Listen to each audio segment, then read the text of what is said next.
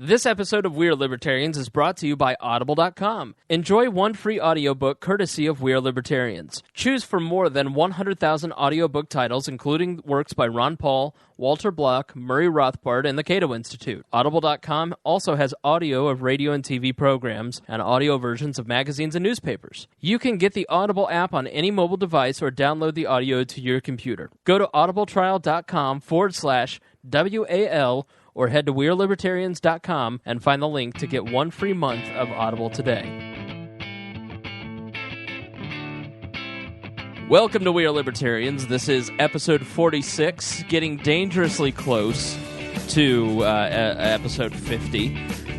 With us is the full We Are Libertarians panel. I am host Chris Spangle. That is host Greg Linz. Hello, everyone. Joining us via the internets is host Creighton Harrington from Washington, D.C., and he's muted a little bit. And then Joe Ruiz. Joe, how are you doing? Joe is our managing editor on the blog. I muted myself. Okay. That sucks. Oh, that's funny. Joe, how are you doing? I said I'm doing wonderful, and I'm warm because I'm wearing a shirt. I know. This is our first topless We Are Libertarians. Creighton Harrington, live from Washington, D.C., is wearing no shirt. You have to have a password, and it's $9.95 a month, and then you get a look at Creighton's bare chest. We were able to reach Creighton over the internet by calling 1-900-WE-ARE-LIBERTY. So, and Creighton When they heard that Creighton was coming to D.C., they confiscated everything, like including his clothes. So, Creighton is the also... only thing he saved was his sunglasses. Creighton's in aviator sunglasses, he has no shirt on, and he's day drinking. Yep. So he's really become quite the Van Wilder of Young Americans for Liberty. Now we just got to find him a little libertarian Taj to follow him around with a notepad. Creighton, tell us a little bit about your time there in Washington, D.C. Are you enjoying it? Yeah, I mean, why wouldn't I? You're shirtless, you're day drinking, and you're on a podcast. What's not to like? It's Saturday, it's 90 degrees, I don't have to do crap other than just lay around. Right. What else? What would you be doing? I like that he calls this crap. I don't have crap to do. No, it's been fun. The first day I got out here, I got out here on Sunday. The next day, Monday, we went to a fundraiser, and I felt like I had like gone establishment, because Mitch McConnell, Ted Cruz, Mike Lee, and John Cornyn were there, and they were speaking. And it was like one of those like shoulder to shoulder, maybe 30 people in a room kind of things. Everyone's in a suit, and it was pretty cool though. Ted Cruz and Mike Lee were worth it, but it looked exactly like why I never wanted to be in politics ever. It just looked it looked horrifying to me. But it was very hot. That was a bad call on that. John part. Cornyn gets a lot of people hot. John Cornyn makes people that dude melt. is like Frankenstein, man. He's been around forever. Well, I'm sure he's afraid of fire too. Then I mean, Constitution. Now, Creighton, are you living like in a house with other interns, or what's your living situation? Yeah. So I have my own room. Clearly, if you're sitting around topless. Dude, this is America. Men can take their shirts off, and women can too, for all I care. Damn right. Damn right. America. But, yes, it's me and then one other YAL intern. Another one should be showing up, but in like a week. And then right now there's two other people that are just paying rent to live here. And one's Nate Murphy. He's leaving today, though. And then another guy's a Ohio guy from YAL, and he's working with the Koch Institute. So what do you guys... So this is a house, and then you intern for different organizations? Yeah, it's the YAL house. Jeff Frazee, the YAL Foundation owns it. Cool. Or pays the rent, I guess. The landlord owns it. Jeff Frazee essentially pays the rent. Oh. But that's why he keeps keeps sending us emails asking us for money. Non-YAL people can stay here as long as they pay rent to Jeff. YAL interns, part of the package is that you don't have to pay rent. That's a cool setup, man. That sounds awesome. Yeah. So, but I mean, the liberty movement, quote, is a small world. So, all the interns I've met before, all the other non-YAL interns staying here I've met before, we go over to my boss's house and hang out with people that I've met before. So it's pretty cool. My boss lives right around the corner, and I drink there like every day. The liberty movement is in good hands. Yeah. Your future depends on Creighton, who is day drinking at noon. It's Saturday. Yeah. I hope other people watch this video and they can see him, because the words that are coming out of his mouth don't quite match up to the image. Oh, no. He looks I feel like he should be like, DC is cool. I mean, it's like free love over here. In this. All I see right now is like Top Gun. All right. If you go to our website, wearelibertarians.com, and you click on the YouTube button, it'll take you to our YouTube channel, and we broadcast this on YouTube. That's how we connect with each other through Google Hangout. So you can see the floating head of the three of us. We never put Greg on camera. I'm Charlie from Charlie's Angels. Yeah. So I don't think you've ever been on camera. Nope, I'm deformed, so I try to keep off camera. Very, very ugly. Very Eeyore-esque. That is actually, yeah, I see it. Very close. Yeah. Very close. Nose hair's a little less, but other than that. I look like John Candy. Creighton thinks he looks like Tom Cruise. And Joe, I don't know who you look like. Dave Attell. Dave Attell. Who? Who is Dave Attell? Google image search. You're not going to like that one, Joe. Dave Attell. How do you spell that last name? Dave Attell is a comedian, Attell, and I have a friend who is a hardcore Christian. And I took him to see Dave Attell with me one night when we got free tickets. He was not happy with me because Dave Attell is one of the greatest club comedians of this generation, and he is filthy. So that's fantastic. He has a couple. You don't really look too much like him. No. So well, even if that's the case, looking at him, I'm thinking it could be worse. Oh boy. So what do you do on a daily basis, Creighton, as an intern? So it's actually during the week it's an 8-hour job, 10 a.m. to 7 p.m. Our lunch, which there's so many different restaurants around the office. I like that you don't work 9 to 5. They let you work 10 to 7. Well, the reason they do that is because basically everything we do, for the most part, a lot of it can be done without calling, but most of what we do is call people. And the rule is it's supposed to be don't call before 10, but we kind of turned it into don't really call before 11 or 11:30. So we being there at like 9 a.m., 7 a.m., 8 a.m. or whatever, we just spend a lot of time doing nothing because we get all the emails sent and we're just like, all right, well, we can't call yet, so let's just sit around and do nothing. But it's 10 to 7, and my job, my specific internship is essentially the regional director stuff, but for the whole country. We're focusing a lot on getting people out to the national convention. Explain what that means, the regional director stuff. We understand. My job as an RD was to basically start chapters, save chapters, be the contact for chapters that they need help, check up on them, basically, just make sure they're doing stuff. And that's essentially what I'm doing now, but it's for the entire country instead of my region. So it's a lot of recruiting then? Not really right now. It might be later, but right now we're not recruiting for just to recruit. We're recruiting people to the convention. We're trying to get people out to the convention, and that's been a lot of time spent on that. Well, then why don't you tell us when and where the convention is and how people can sign up? Yeah. Yeah, okay. Because, let's see. It's July 31st to August 3rd here in D.C. You have to be a YAL member.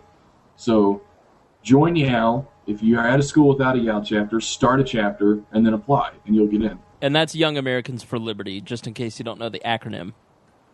Yes. It's Young Americans for Liberty. So what is the atmosphere like at Students for Liberty and just in general the young professionals that work in the professional libertarian movement? Students for Liberty? I don't know why. I did that last week. 2 weeks in a row now. I'm sorry. I'm working on a project with a bunch of SFL stuff, so it's in my brain. It's funny. The only reason I say that is because asking about the atmosphere of SFL in comparison to YAL is a legitimate question. Well, they are break it down, different. bruh. They are very, very different. Well, I mean, the atmosphere in the office is just like an office. Everybody's on the computer, everybody's making phone calls, and then your boss comes and says, "Get to work. Get off Facebook. Get off Reddit." So you're not, worshiping to shrines of Ron Paul and, running you know around. What? This is bullcrap. The staff gets to go down and hang out with Ron at a barbecue. But only full-time staff. Interns have to stay here. Boo. Well, that's because you show up on podcasts with your shirt off drunk. Yeah. No, They can't trust you. It's because it's in Texas. Oh, yeah. They don't want to pay for you to go to Texas. But, I mean, it's normal kind of call people, change the world one. It's growing liberty liberty with all the boring tactics, right? How big is the staff? How big is the staff? Yeah. There's me, That's another what she intern, said. and then 1, 2, 3, 4, 5, 6, 7. 7 people other than the interns. 2 of which are the bosses, and the other, or 2 or 3 of which are the bosses, and the other 3 or 4 are the basically associate level, and then I'm a shintern. You're a shintern. Are there? Shintern. Now, are you guys, as far as like, I know you guys are more libertarian, but is this something where you guys coordinate with like FreedomWorks, or are you guys pretty much just your own entity? Well, I mean, you stay to yourselves? they're probably coordinating with them to get them out to the convention. Gotcha. Like I'm sure they're one of the sponsors. FreedomWorks is. I mean, YAL is libertarian. Don't get me wrong, but it's like it's libertarian in the sense of like, don't be a Democrat.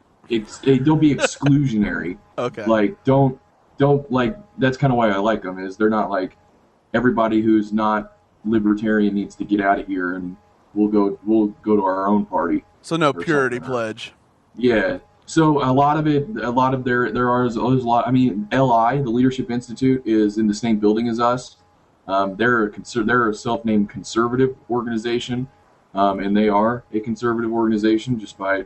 I've been to many of their things, so but we work with them a lot, and it's a nice relationship. So they, I mean, I'd say YAL is, I don't know, it's definitely libertarian. I mean, the people in the office are like libertarians, but we're not like don't do anything except read Rothbard kind of people.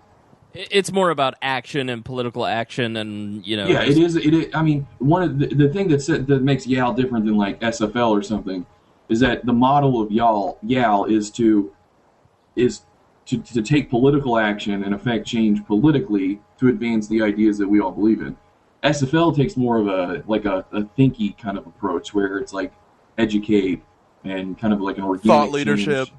Yeah, gotcha. So we kind of have to be open arms to various other organizations because it's kind of in our model. I mean, we're a political, like we believe in political change. You guys are in the trenches where other organizations more do the research, that kind of thing. Yeah, they're in the ivory towers complaining that we're impure. So yes. Tell us about the muckety mucks that you've got to meet. Who are some of the big muckety mucks that you got to rub shoulders with and muckety mucks? The muckety mucks, whether the horse thieves? Whether they be the leaders of the libertarian movement or the You're going to have to explain to me what muckety muck means. Senators. Listen, he's really gone Washington. He's lost touch with the people. He doesn't understand Hoosier culture. He doesn't remember what a muckety muck is. He probably can't even play euchre anymore. Time out. I have never heard the word muckety muck in my entire life. It just means somebody who's highfalutin. A so-and-so. It just means somebody who's important. A polecat.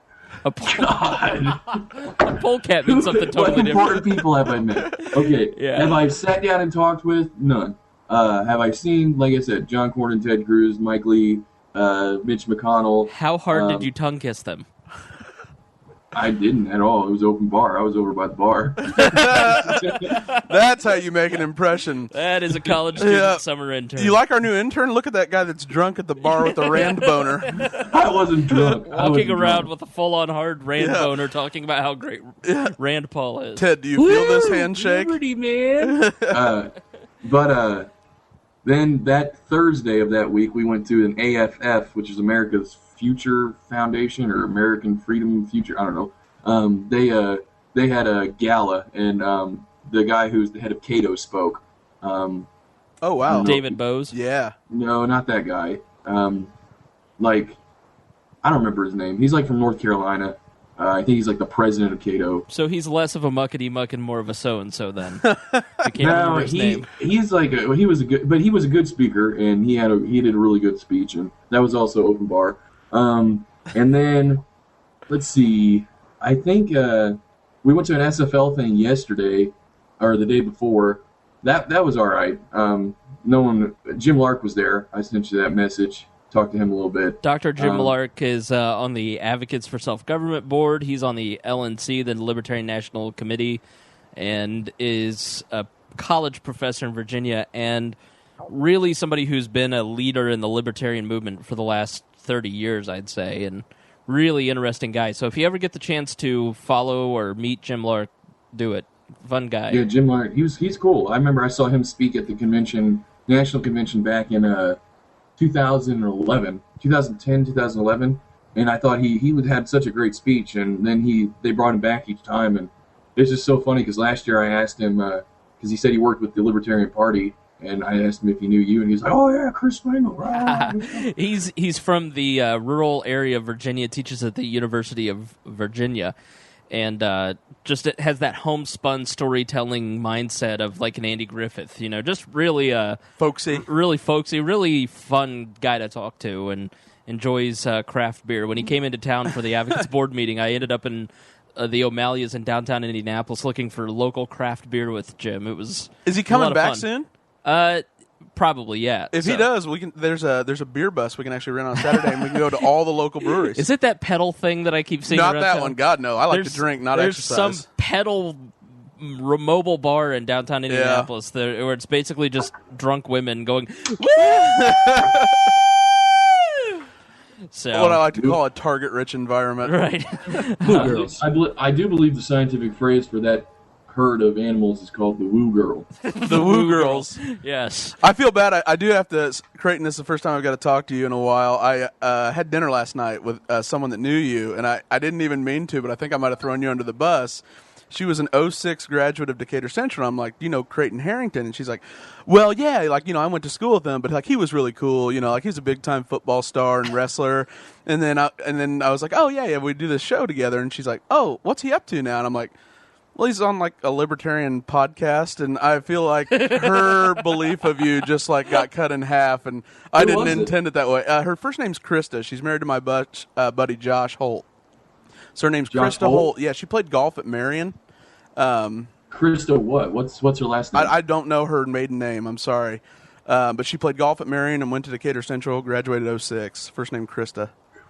Really sweet girl, really nice. But I just felt I'm sure I'd recognize her if I saw her. I just feel like I just chipped into the visage of Creighton Harrington. That's how everybody is. He was such an overachiever. He's on a podcast. No, every time I go back to I see people from high school, they're like they're really disappointed in you. They're like, you still in school? You still playing football, man? Still playing football? It's like, nah, I'm done with football. It's like, oh, okay. Back in my day, I could throw football over the mountains. You were good at football, man. Creighton, can you throw a football over them mountains? Not today. I lifted the other day. I'm very sore. Oh, he lifts, bro. Yeah. Did you lift this morning, bro? He had such a suburban.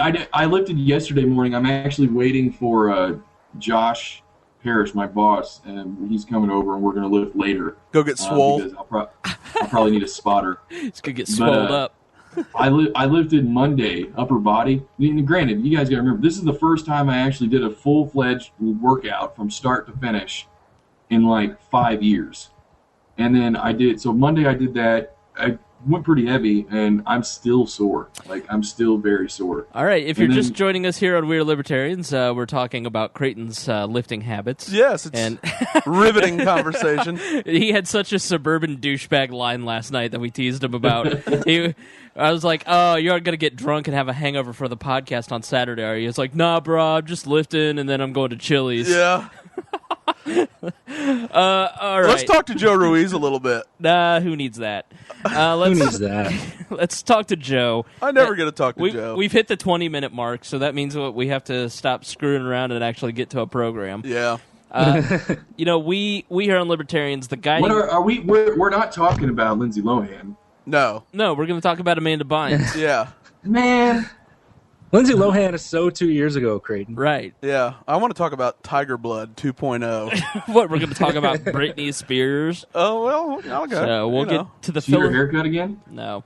All right, so here's the goal of We're Libertarians. Every week we like to come together and bring together millennials from around central Indiana and give our opinion on the current events and give the libertarian perspective of current events and then send it out to you fine people so you can hear it around the nation and the world. The last few weeks, and the guys can back me up on this, we're tired of talking about scandals. That's overplayed. You can get that everywhere else. I haven't talked about scandals. Yeah, you talked about it 2 episodes ago, and the episode before that. And then Greg got to weigh in last week. And we've talked about Obamacare, and we've talked about everything that's just the news is boring and repetitive. IRS, Benghazi. I mean, I do have to do one thing before we put scandals in the shoebox. All right.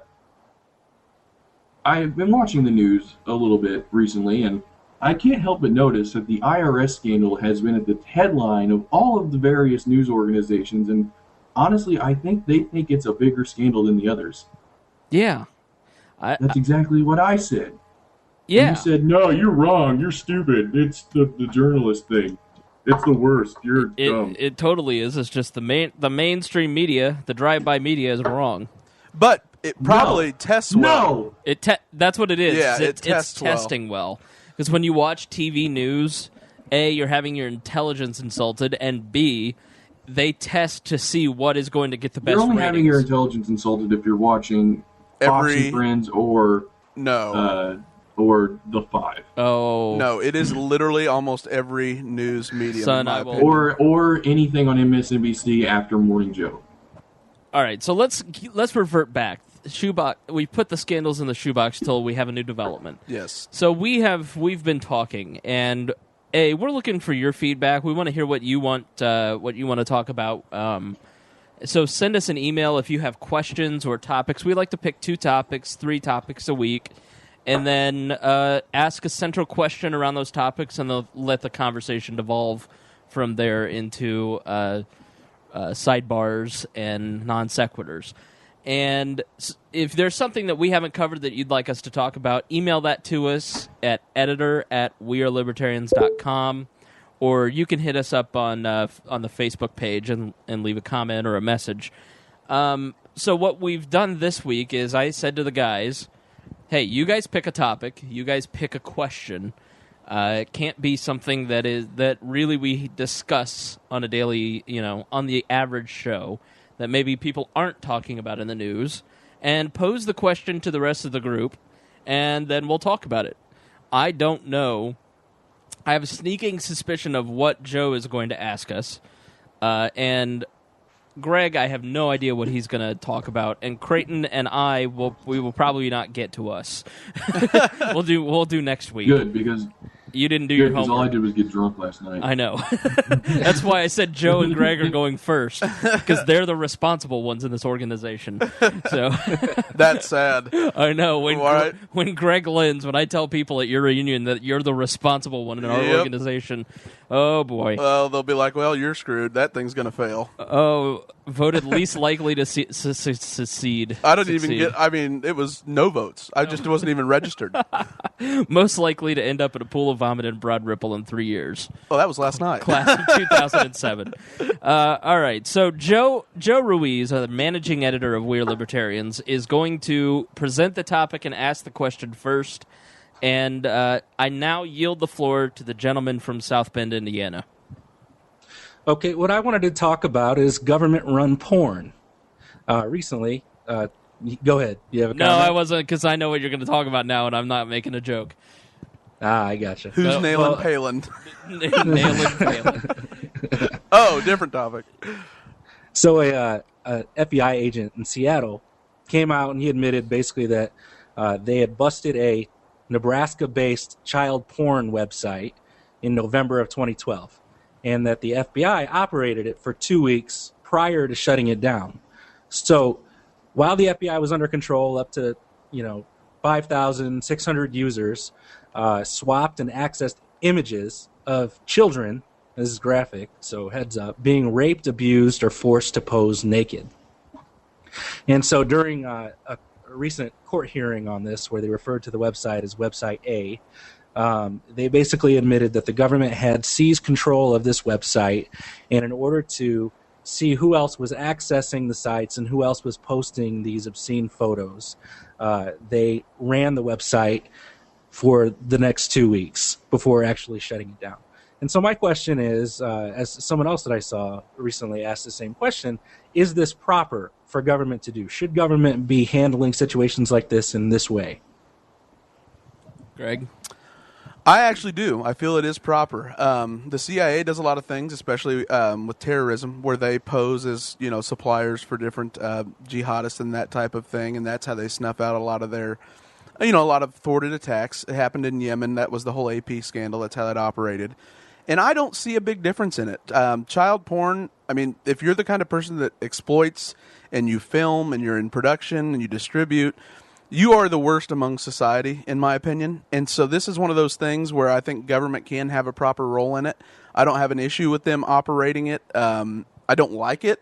I know it's kind of dirty and seedy, but when you sign up... the whole idea, how can you defend the government taking pictures of real children and using that, selling that? Well, they weren't the ones producing it. They weren't producing it, but they had it in their possession and they were using it. They were, and but it's one of those things where are they going to be able to catch more child pornography producers and distributors?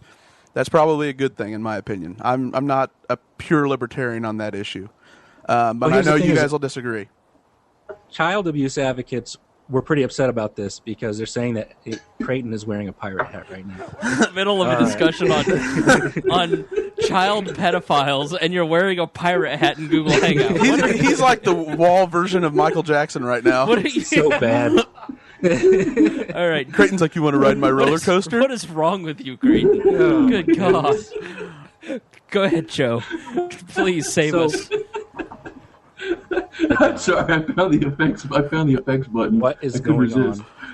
on? Sorry, Joe. Go ahead. Continue Okay, about. you were talking about. I'm going to go ahead and mute Creighton while Yeah, we're talking that's a about good idea. child pornography. Okay. So child protection advocates were really furious about this because, what they say, what federal prosecutors often say, is that each time an image of rape or molestation is shared, that child is being abused again.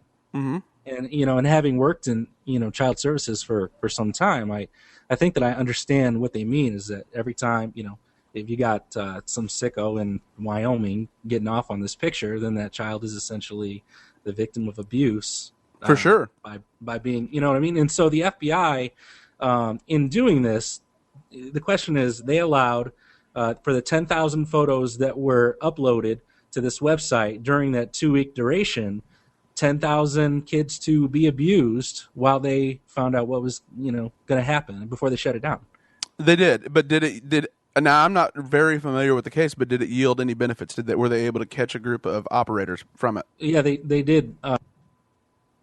And they have a list of registered users because there were, like I said, there were over 5,600 registered users. So it's good. It's just a question. I think the debate is that does the end justify the means? In my opinion, it does, and that's where I'll break rank a little bit because for these types of atrocities, there are times when you have to, and I've said it before, you have to break the eggs of small government in order to get these kind of benefits. Like we did something probably illegal. I mean, it's really more entrapment than anything.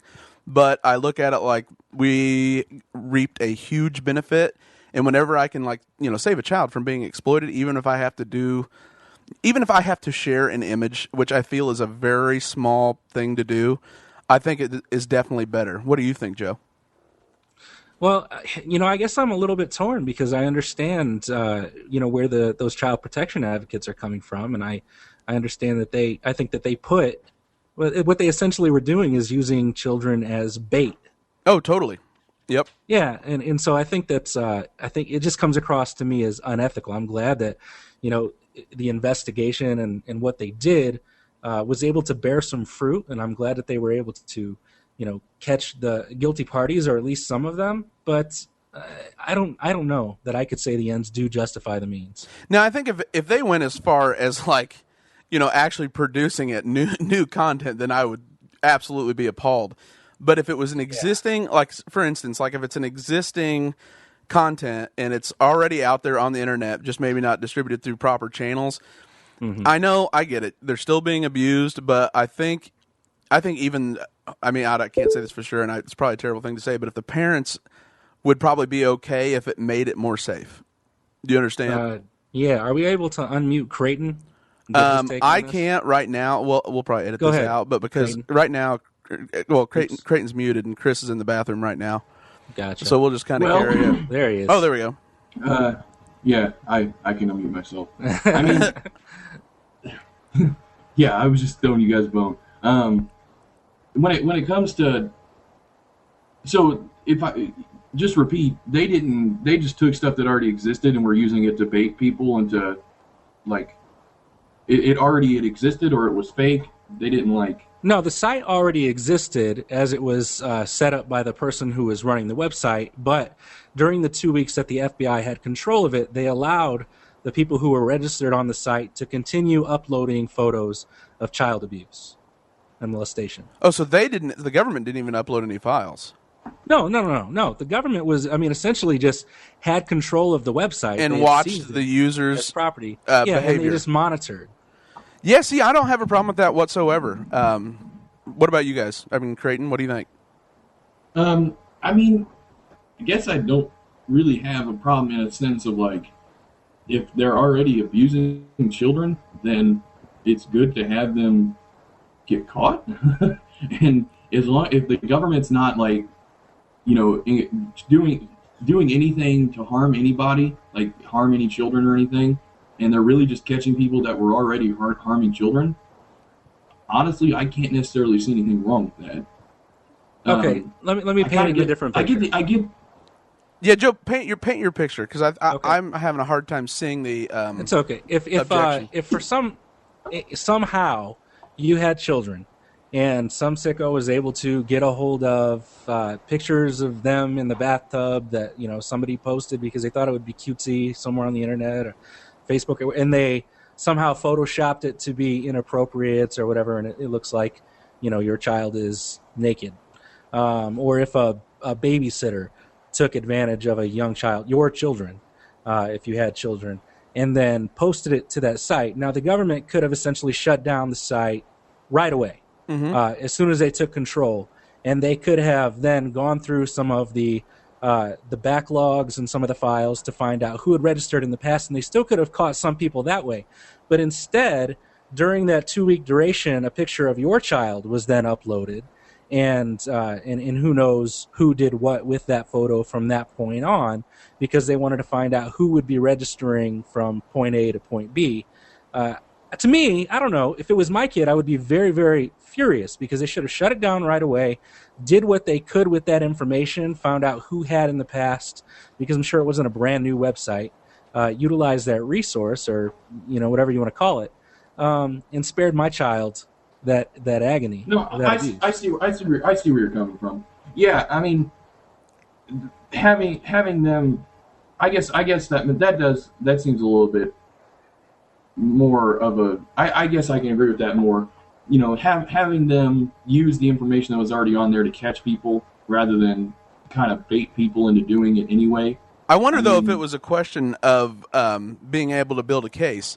Because if they could actually catch the user behavior, while they were under operation of it, they could say for certain in the court of law and make the, as opposed to where if it was just pre-existing content, they wouldn't be able to, you could always say, well, I was hacked, or, something like that. This just gave him more of a concrete case that we know where he was at this specific time. We know the IP address he did it through, and we watched him do it in real time and documented it.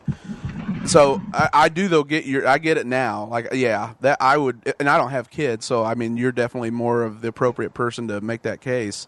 It always tends to make things a little more personal. Oh, way more. Yeah, I mean, it's hard for, it's like when a guy talks about abortion. What do we know, But well, my wife is a child therapist, and she makes, her career is spent talking to and trying to kind of revisit painful memories of kids who have gone through some of these things, and and try and kind of get them situated and well get adjusted. Past it and okay, yeah. Now, I think the interesting thing though is, what is the proper role of the FBI in these types of things? I think this goes just to more, whereas the traditional role, I think, as far as the FBI would go, would be they would seize the site, they'd shut it down, like they did with that mega upload out in Australia, that controversy over the like file sharing site. But now, can it be a thing where they could just be operating the website essentially as under the guise of a for-profit company? And to me, that just seems like entrapment. Yeah, and that's something too. I mean, exactly. Anybody know where Spangle went, by the way? Yeah, he had to do a little thing real quick, and he just is sitting down. Manti Te'o's girlfriend sitting there where he was once at. Oh yeah, yep. Lene was sitting in his spot, keeping it warm. I don't know. Is it entrapment? I thought entrapment was only called entrapment if essentially the cop broke the law. Well, they are breaking the law. They're operating a child porn website. The government is operating a child porn ring, and my take on it is, I understand Greg's point, and you now have the user database, but the foundation of all of my beliefs is the golden rule, and if that were my child, I would not want the government continually exposing my child's photo to a bunch of perverts who can download it and use it again later. You're just increasing the exposure of that photo. And I understand your point, Greg, but as... I'm coming around on it. And one thing that worries me, though, is the dangerous precedent for the FBI. Sure. Whereas, I'd mentioned Mega Upload, where they just shut it down, where now it's, well, we're going to keep operating it and see if we can't build an ironclad case. Right. It's government growth. If they were able to, make it a closed network of somehow, if people who whatever ended up on the website could not get out onto anything else, then it might not be as bad. But the fact that you are getting these things on the internet, and I mean, once it's on the internet, it's there forever. Yep. All right. So any final thoughts on this issue? Nope. Okay, Greg. What is your question for the group? My question is more, it's like an observation, and I'm trying to figure, I can't reconcile the two things. Is, since I'm still new to the libertarian movement, I've never seen, even within the Republicans, there's a lot of disagreement, but I've never seen so much mockery and cheap shots at people who are all committed to liberty. But when you have a different avenue or medium for wanting to go about it, it is... I've just never seen such dissension. 75% of it is produced by Creighton and Maya. Well, I mean, it's that is true. For instance, there's people that are like Maya, they're voluntarists, that think the only way anything's ever going to happen is societal collapse. Then there's incrementalists more like Creighton, and then there's agorists who we'll just bring it down with black market tactics. Right. And everyone mocks each other, even though they all want similar to the same thing. It's almost like they don't want to get along. They want to ostracize people when you're trying to, when the growth of government is real. It is real, and we're seeing it every day. Sure. Why bash each other publicly? I mean, if you want to have these things at a party convention or something like that, that's fine. But when it is out in the open for everyone to see, it just makes it even less likely that it will be adopted. I think the psychology is also different, because you get that between a Ted Cruz crowd and a Lindsey Graham crowd. That exists on a national stage, but it's not nearly as personal. And because we're a smaller group than the others, you get a very, and I'm going to mute you real quick, Creighton, just because there's a hum in the background. What you get with the libertarian movement is because it's a small group, everybody knows each other personally or can find each other. You're always 6 degrees of separation away from each other, because it's a small community as opposed to a 45% of the population which would vote Republican or Democrat. So I think that's why it has a little more vitriol. One of the things that we tried to do here is get a group of people, like Maya, like Creighton, like Joe, like myself, who, like you, who all have different beliefs. We all want the same thing. We all have different ways of going about it. Let's discuss it. And I think if you listen to our shows where Maya's on, where Maya and Creighton are on the same podcast, it sounds like they're in different parties. Yeah. But the end goal is still the same. But I mean, why publicly? Like, I don't have. It seems like the default is to mock someone publicly every time. I think it is a lack of social awareness. To be frank, I think that it's because libertarians are just derpy. We're all just a little bit derpy. DERPY. Look that up. I mean, it really. Derpy. Yeah, it's just a lack of social awareness. Like I'm going to voice honestly, my opinion. I come from it. I come at it from this angle. One, I just like being a troll sometimes, and that's why I like to argue with people. And some of the things I think are just. I feel like what our job, regardless of whether or not you're a voluntarist or an agorist or whatever, some of these things are just stupid. Like for me, the GMO thing, I think that's just stupid, and I think it should be called out as stupid because I don't think it's going to do anything for anybody, regardless of what faction you come from. The controversy over genetically modified organisms and food that is genetically modified—that's what GMO means. Yeah. So, like the conspiracy things, I mean, we're obviously outspoken on how I think I am on how I think that's all just stupid. But some of those things I think just need to be addressed because I think they do nothing but harm. I think they talking about them, regardless of whether or not you want, like you're a voluntarist or an incrementalist, just having them be like one of the planks that people associate with your philosophy, I think is just net negative all around. So I think that's just something that has to be addressed, and I think the libertarian movement has to grow out of. But at the same time, I'm okay with people arguing about libertarianism, just like various method, ideas, and all that kind of stuff. I'm cool with that. What gets me is when people who, like me, are believe in political change and see people who can actually affect political change and are in a position to make a difference, and people who believe in the same thing, but just don't. They're just like purists or something. They work to undercut that. Like it's one thing to say, okay, I just disagree with the guy. I'm not gonna go out there and try and do an expose on his policies that I'm gonna make stuff up. I mean, but there are the people out there that say, oh, Rand Paul or Ted Cruz aren't there 99% with me or 100% with me. So I'm going to go out and actually campaign against them in the movement. I'm going to write articles write articles and that's just part of the debate. But just actually, try and undercut people's attempts to advance these people who aren't 100% with us, but still want to, they're still with us enough for us to actually put effort behind them. Yeah. There are people out there trying to undercut that, and I'm like, I mean, you're not, like, as far as, like, they want to replace a Rand Paul with a Murray Rothbard reincarnated or something. It's like, that's not your option. It's Rand Paul or Hillary Clinton. And it's like, but we're shooting ourselves in the foot by undercutting these people because, we don't really have the option of perfection. And I feel like that's just what gets me, is it's like they want the option of perfection. Oh, and Ron Paul's not even perfection. That's what gets me. I think what you also have is it's a very young movement. It has a lot of young people, especially new young people.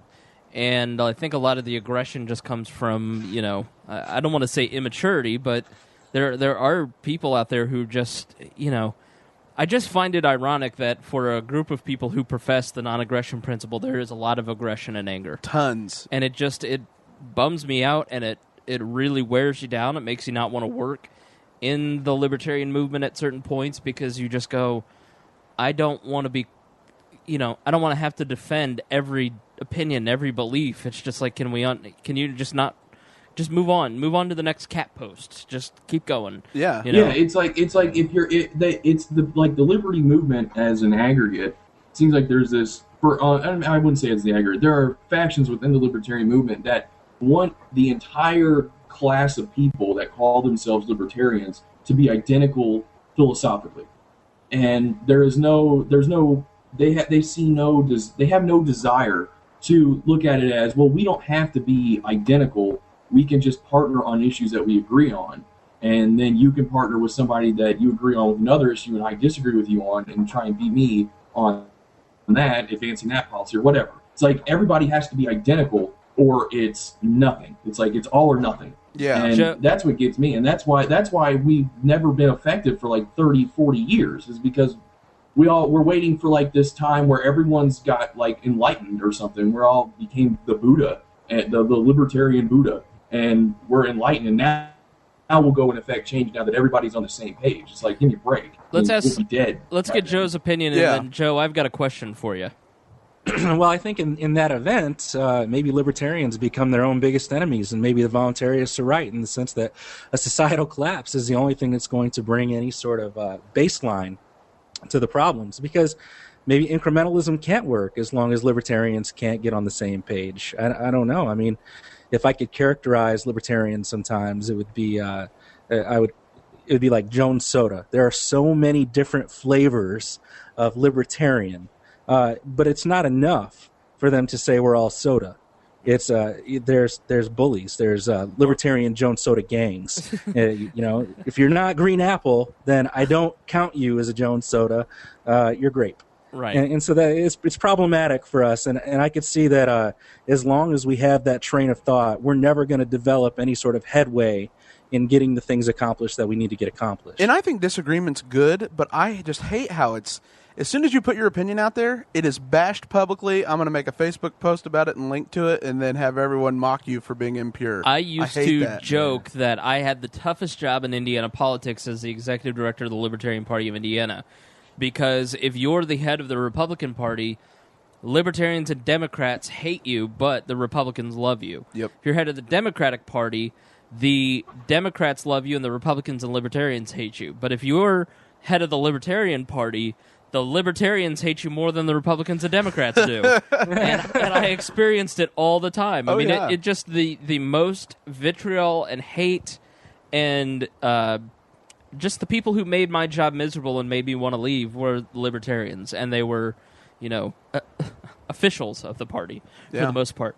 And I think Joe's exactly right. I mean, let's get into the psychology of it, Joe, and you've worked in the mental health field, so you're familiar with, mental health. And why do you think, what is the characteristics of the broad strokes of libertarians that why we act this way towards each other?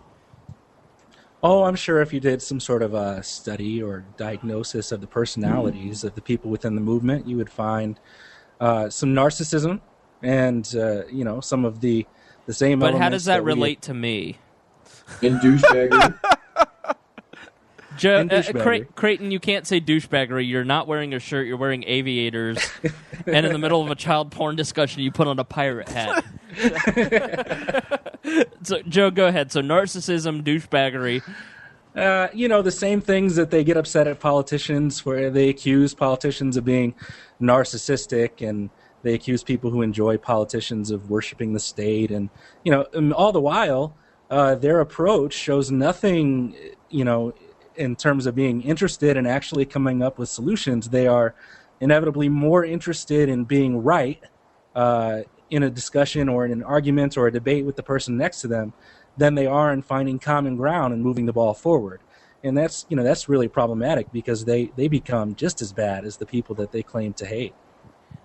Yeah, I mean, I don't like Adam Kokesh's approach. I have serious issues with the way he has presented himself the last week, especially. We're not going to get into Kokesh because we've hashed that out. Everybody's talking about it. But he essentially came out and said, forget the non-aggression principle because we've been aggressed against, so a year from now we're going to have an armed revolution. I mean, that's the basics of what he said, and it's led people like United Liberty, which has UnitedLiberty.com has a big following, and they're really good guys, and they put out a statement saying, this guy is wrong. We're not associating with him anymore. He's gone beyond the pale. I agree with them. But that is the extent of what I'm going to say about Adam Kokesh. I'm not going to go on a rant and, have every listener start tweeting him and he say... also totally ripped off V for Vendetta. Yeah, but it's not going to become a vendetta against Adam Kokesh. I just disagree with his tactics and the way that V for Vendetta. I know his speech that he said, it was basically a ripoff. But the entire concept is a ripoff of V for Vendetta. He just stole their plot. So it wasn't verbatim story. It wasn't verbatim, but he did, like, his entire thing that he's doing is literally the plot of V for Vendetta. Do I think that he would show us the same courtesy of just saying, a 2-minute thing about how we disagree with his tactics, but more power to you, go ahead and whatever? I don't think so. And I think that people have to be responsible when they build a following. And I'm not going to say that we have near the following of Adam Kokesh or the influence, because I don't think we have much. I think we have friends that we joke around with online. But I think the people who lead that certain crowd have to be more... Just stop being so angry. It's just such a turnoff. And you're manipulating people into anger a little bit. And if you're one of those people, don't let yourself be manipulated. The bottom line of the world is that people are horrible to each other. We're against people being horrible to each other. We're not just against the government being horrible to people. And I think that's what libertarians miss a lot of times, is that they focus so much on how they hate the government that they forget that the other part of libertarianism is you love have to and trust. You have to love, and there should be peace and harmony and abundance. And they focus on all the negative, and they don't focus on any of the good. And if you want to have a libertarian society, you've got to treat each other with respect and love and treat others as you'd like to be treated. Well, who's going to want to follow you and adopt your philosophy if you're the type of personality that presents yourself as, well, if you don't agree with me, you're the first one to be murdered when I take over? And I oftentimes feel that feeling, and it's just like, I wouldn't trust... I don't care if you're on my team. I don't want you leading the government. You're going to just murder me first. Because, it's... I think that's really where... so how do we fix it, Joe? I think that we just need to shut up and take a step back and realize... All right, well, this has been We Are Libertarians, and... No. I mean, it seems like it's always the loudest person in the room and, the biggest a-hole that... It alienates Creighton is people sitting who are just coming there. into the unit. What are you doing? Say what? Creighton is sitting right there, and you're talking about him, Joe. That's not nice. It happens. But you know what I mean? Like, there are so many people who came out of the Ron Paul movement, and like you said, the Liberty movement is relatively young. And so there's a lot of people who are scratching their heads and they're thinking to themselves that there might be a little bit more to this, but they have questions and they're not all the way there yet, and they're not even remotely near that place where people would call them purists of any kind. But they come into this room, into this club that we've kind of built this level of intellectual superiority and exclusivity, and they try and ask us questions and they try and go fishing to figure out, well, maybe I agree with you here and maybe I agree with you there. And, this one's still a little bit more confusing for me. And at that point, when they show us a little bit of resistance because they have a lifetime of thinking otherwise, we push them away. Everybody's they're trying to force us in or out of the libertarian box. Don't listen to that podcast because they have Greg Lenz on. We've had that where we describe Greg Lenz as the Republican libertarian, and I've had people on Twitter, multiple people say, I'm not listening to that show because they've got Greg Lenz on. Well, F you, we don't want you listening anyways. Go screw yourself. It's not for you. Yeah. Eat it. Well, I'll go make my own podcast. Then it'll have casinos and hookers and booze. Creighton, how do we fix it? Do what I do. Just be mean. Take your shirt off. Just be me. Party. Yes. Mean the first thing we have to do is break these. We have to break past these norms that say everyone should wear clothes all the time. No, what do? We're the party of free love, baby. I mean, honestly, I think it's going to have to be a matter of, the people who are. Honestly, I just think libertarians just need to stop being douchebags, stop being assholes. Honestly, what it comes down to is a lot of people who are very vocal and very active in like the liberty movement, whether it's on the internet or whether it's in various organizations. They're just a bunch of assholes, and that reflects in like how they interact with people in trying to advance the cause. They're just assholes, and I think that we just have to stop being a bunch of assholes. And once we're able to get past being an asshole, I think everything will be a little bit better. It's just like stop saying that you're less of a person. You're dumber, or you're not as good as I am. You're not at the same level of awesomeness that I am because you haven't read Man, Economy, and State or something, or you don't think that Adam Kokesh is a good guy. I mean, he's like, down for the struggle. Once we get past people being so like culty, then I think I think things will get better, and I think it'll come with time. I think it is a young movement. I think eventually it'll grow up, especially as reality starts hitting a lot of people, and you're just like, all right, what's more important?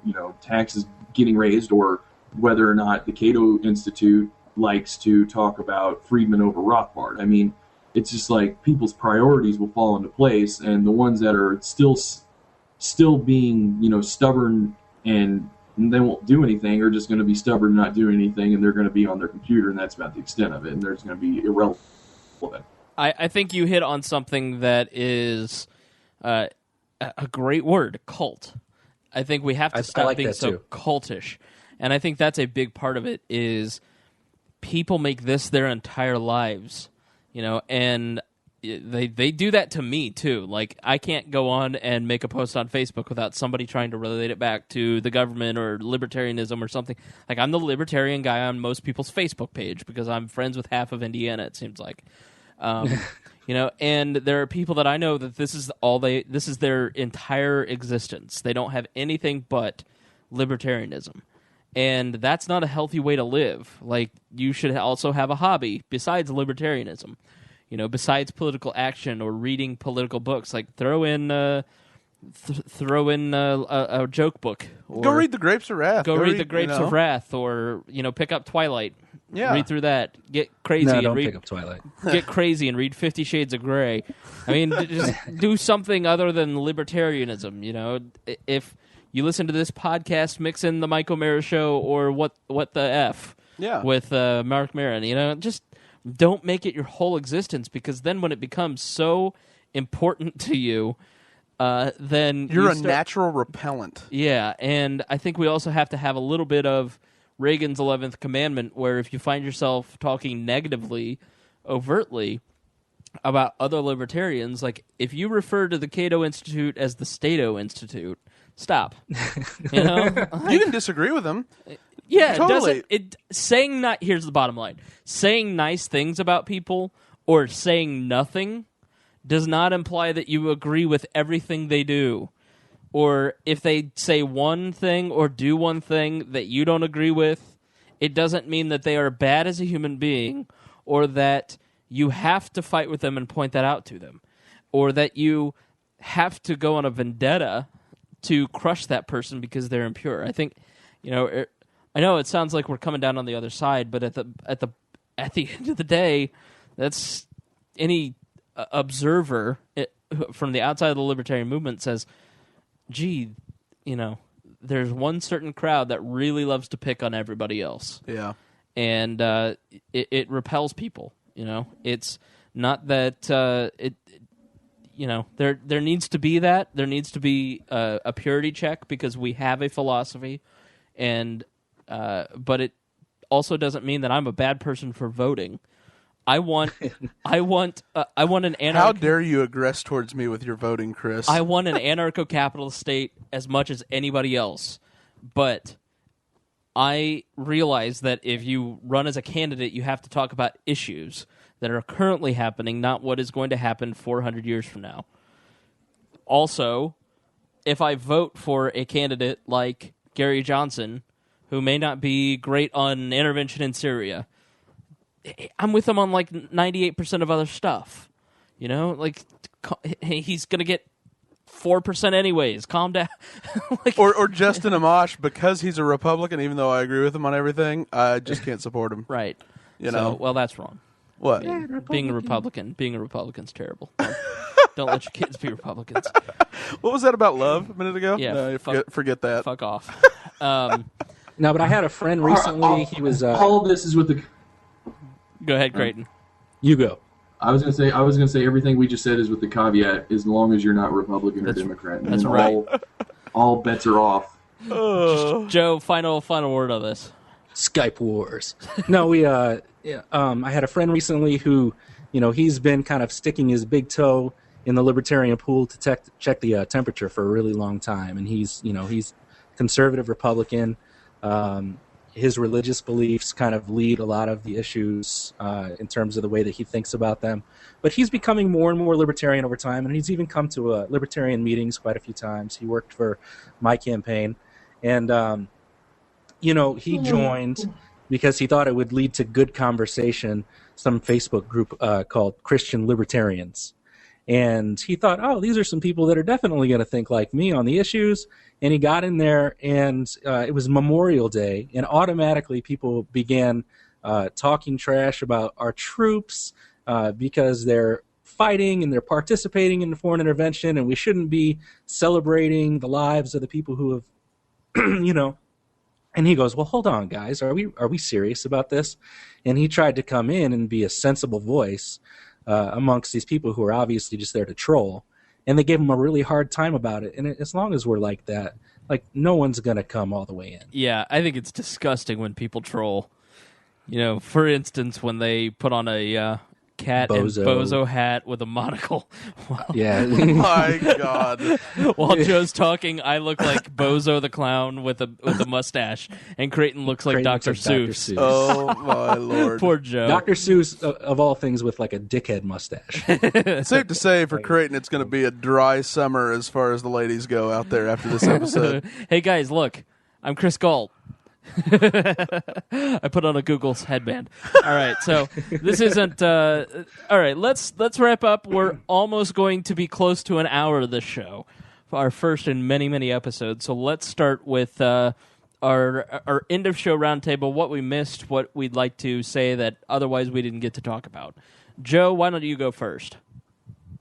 I think that I've said everything I need to say. Libertarians. Get along. Just chill out, man. Just chill out. And that sounds really like hippie libertarian of me to put it in those words, but just chill out. Peace, love, and harmony, brah. Pass it on. Creighton? Happy birthday. Thank you. Oh, so your birthday? No, I think I have a birthday cake. We should extend the episode and talk about Syria. No, that's too boring. I'm kidding. What are my last words? Yeah, just chill out, brah. I mean, just step back, have a beer, and do some squats. Take a chill pill. Do some laundry. Maybe get a nice tan. Yeah, that ain't gonna happen. I'm very Irish.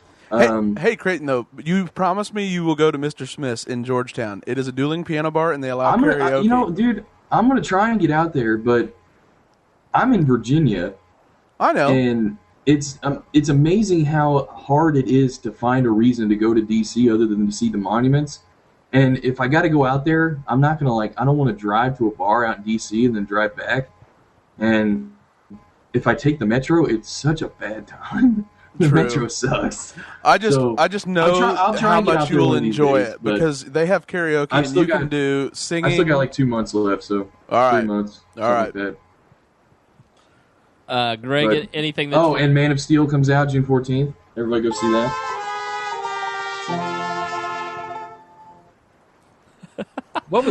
I'm so looking forward to Man of Steel. You gave it the wah-wah sound? Yeah, I thought it was this. That's what I thought it was going to be. So, here, let's try this. Creighton, what movie is coming out this summer? From the creators of Topless Podcasting. What movies are coming out when? I didn't even hear what you said. I'm going to use this one all the time. Oh, yeah. So, all right, Greg. I think we covered pretty much everything. I just want to give a shout-out to one of our loyal listeners, Anthony. I don't think he'll mind. Ramian, buddy of mine, works for AAA. Yesterday at Eagle Creek, the NCAA rowing championships were out there.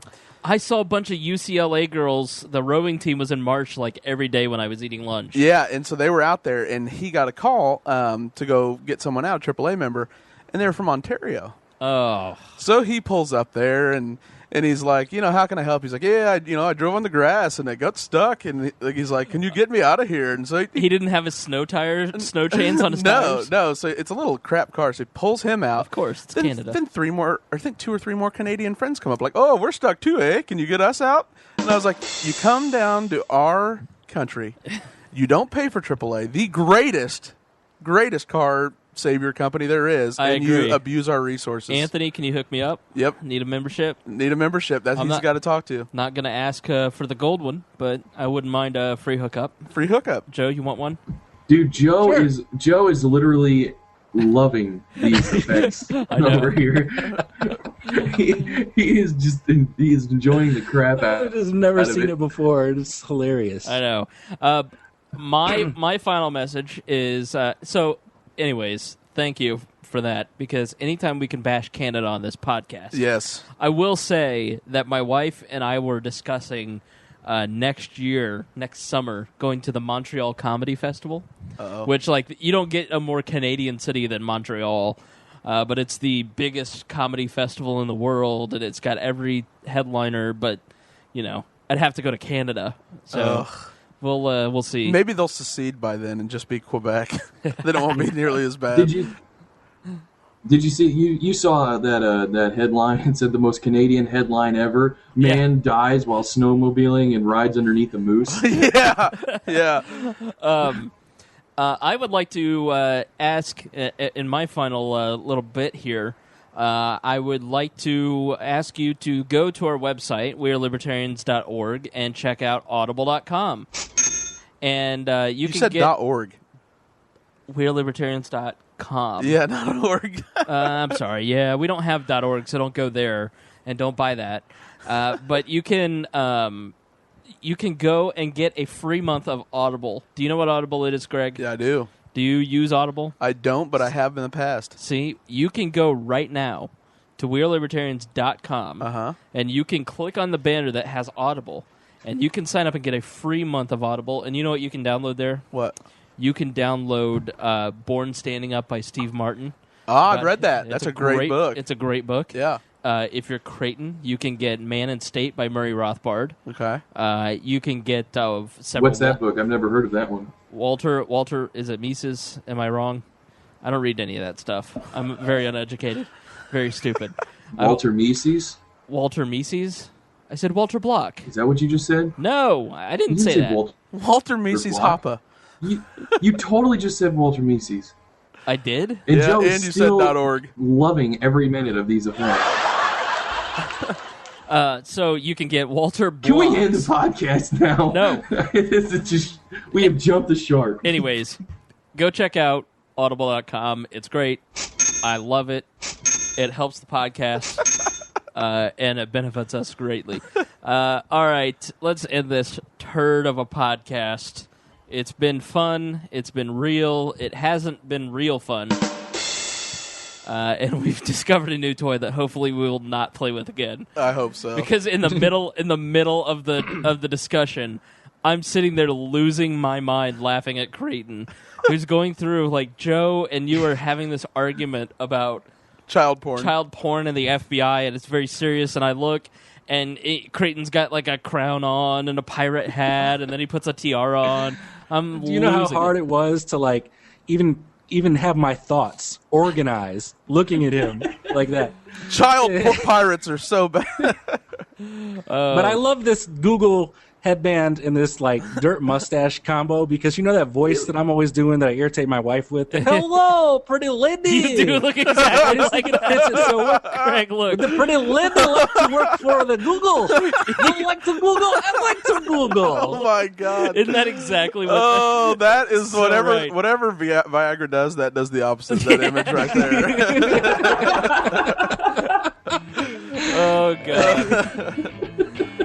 right. Well, last week we promised you to do better. I don't know if we succeeded or not. But We hit rock bottom. It can't go anywhere but up from here. Exactly. So, as always, we apologize, and next week we promise To do better next time. Music for We Are Libertarians is provided by Hoosier musician Brian Keith Wallen. Please check out his website, briankeithwallen.com. The song is Bad Spell. This podcast is produced by What is a Hoosier Productions.